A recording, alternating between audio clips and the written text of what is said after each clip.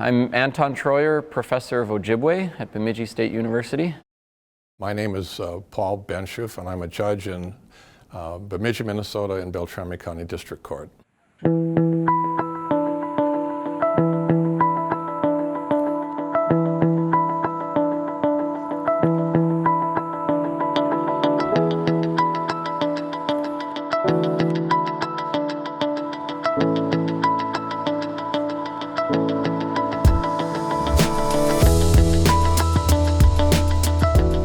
Beltrami County is near 3 Native American reservations. We have Red Lake Reservation to the north, Leech Lake Reservation to the east, and White Earth Reservation to the west.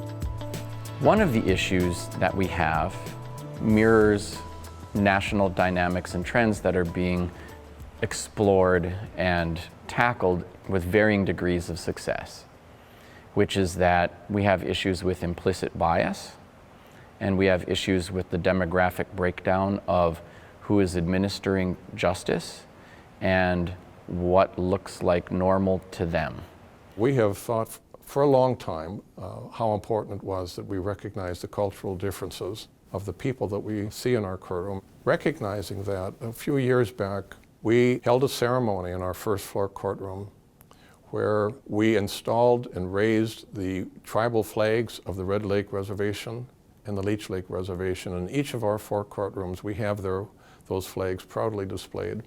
The ceremony was moving. It involved traditional elders who spoke to us in Ojibwe. It had native drum singers singing songs that blessed what we were doing. And that flag-raising ceremony was just one small act of recognizing how important it was, so that when they come into the courtroom, they know that this courtroom is as much for them as it is for any other defendant who doesn't have Native American heritage. I remember when they posted the flags in the courtrooms here in Bemidji, and I listened to Paul Benshoof say, "Look, I know this is just a symbolic gesture, but I'm wearing a wedding ring too, and that's just a symbolic gesture, but it means everything to me." And I mean it when I say that I'm looking for ways to make sure that I administer justice fairly. Personally, I believed him, and I thought it was a meaningful gesture, so I appreciated it. At the same time, it's just a gesture, and it may not be as meaningful to everyone as it was to me, but that had impact, and those things are worth doing, but it's also just a starting place. I do think we need more of that. The bilingual signage effort in Bemidji has also provided a way to say, "We see you." Sometimes, the pains that Native people experience, interacting with government institutions and even socially, sometimes we experience hypervisibility, so like, racial profiling or something. But a lot of times we experience invisibility and marginalization.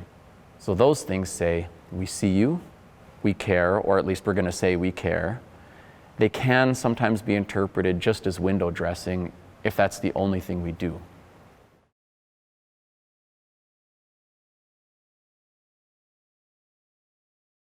So any human can have some ancient trauma trigger that just pops up today and hurts us, or it leads us to hurt ourselves.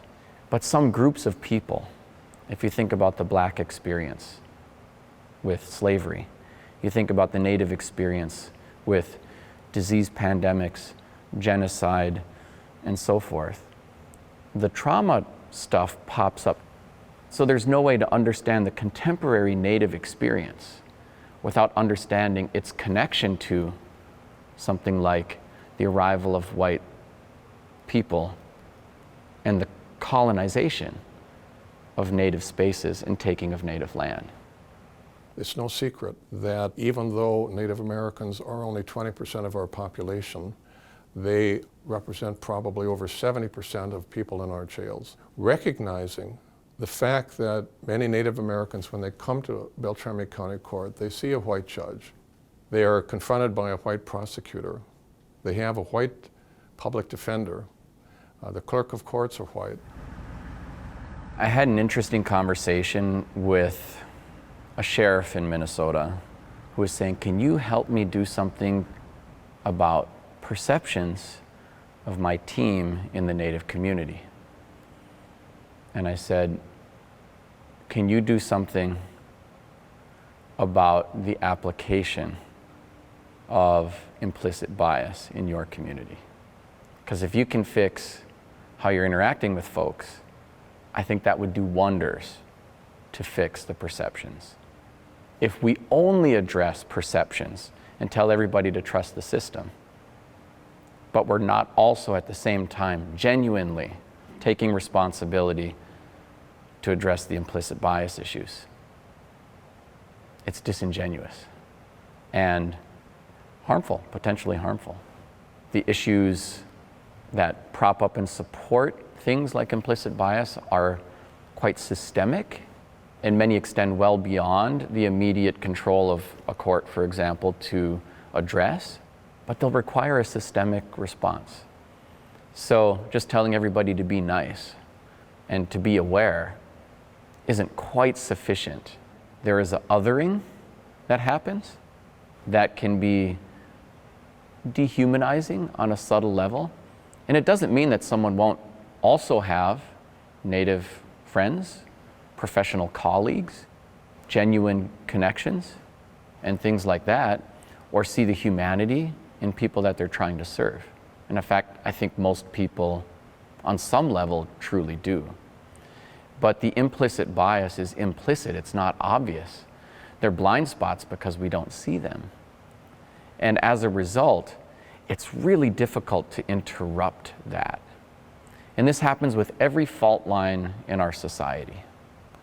So to me, going forward, I think it's really fundamental that we support, encourage, and find ways to enable Native people to rebuild things like their indigenous language, culture.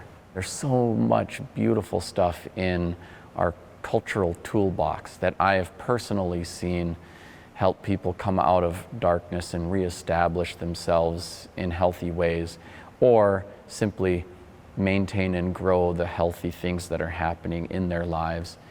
We need that, but we also need to provide tools for other people to understand one another.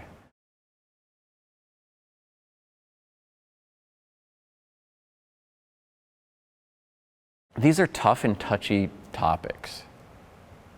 And the fact that there is an issue with implicit bias doesn't mean that there's an issue with like evil people. The fact that there are disparities in the system doesn't mean that people running the system want inequity.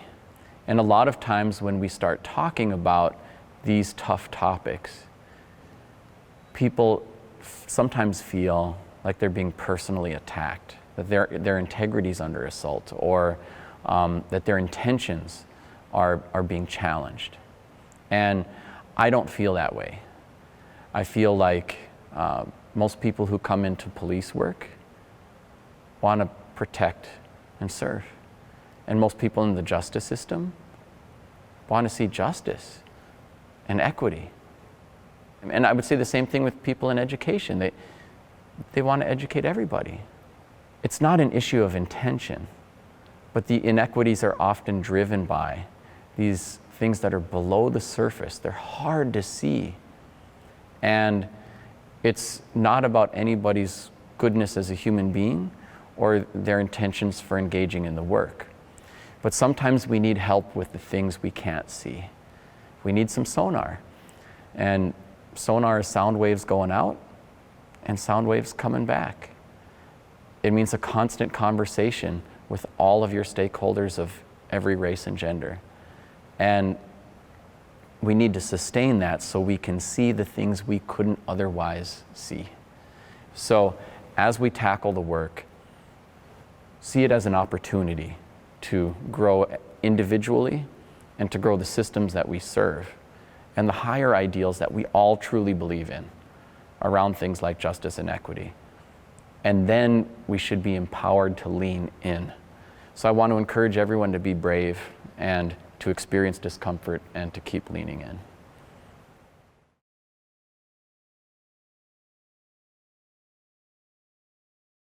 When someone comes in, let's say there's a domestic violence situation, and someone's now looking for help with everything from like housing, physical safety, dealing with potentially pressing charges against the person who had assaulted them, and there are a lot of things going on.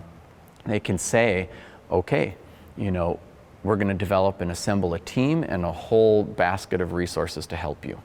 So among them are, someone for victims advocacy, someone for help for pressing charges, for getting the restraining order, someone to help with, let's look at developing new housing. We may need to move your children to a different school, and they help them with those things, but they also connect them to, you've been through a really terrible and traumatic experience, so you may need some emotional and spiritual healing. So instead of just psychological counseling, they're also equipped to say, there's this ceremony and that one. If your kids don't have native names, we can connect you with someone who's able to do that. And it becomes more holistic. And so now all of a sudden, instead of there's a bunch of white people trying to take over my life and I'm scared, even though I was the victim of this crime, they're going to think that I'm not a good parent, and what if they get their hands on my kids? And people think like that. Instead, because it's about like, let's help you with all these dimensions of your life, and there's an indigenous interface, and of course with the cultural things, those are coming from indigenous people, then they're feeling a lot more trusting of the system, and they're a lot more likely not just to pick up the cultural resources, but to pick up all of these other things. And it's much more likely that they get justice served and get to a new, safe, fresh start.